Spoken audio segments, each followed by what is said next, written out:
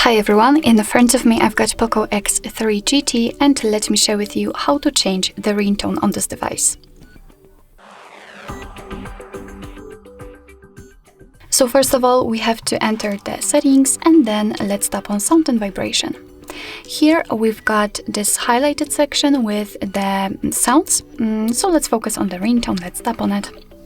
And as you can see, we will be transferred to this kind of theme app in which we can pick something online. We've got a lot of custom sounds, the ringtones, essentials, they are simply divided into groups. Of course, if you want to, you can still pick something which is pre-installed on the device. Just tap on pre-installed ringtones, tap on the ringtone, and you will be transferred to those which are installed on the device.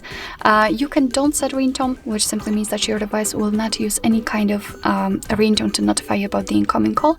And here you can tap on plus icon, so you will be transferred to your own files. If you will have anything, for example, downloaded, you will be able to pick it and set it as a ringtone. But let me maybe pick something from those options, and I'm not really sure if I mentioned that, but be aware that you will be able to pick those ringtones only if you will have the internet connection, so be aware about that. Alright, so let me pick something maybe from instrumentals.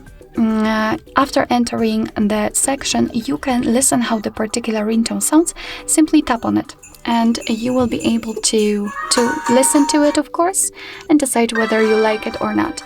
If you want to set the particular sound as your ringtone, simply tap on this kind of bell icon, just like that, and confirm it with OK. Your device will have to download it, so that's why you have to have the internet connection. And after getting back to this section, you can see that it is immediately notified right here, which simply means that from now on, your device will use the chosen ringtone to notify you about the incoming call. Alright, so that will be all. Thank you so much for watching. I hope that this video was helpful, and if it was, please hit the subscribe button and leave the thumbs up.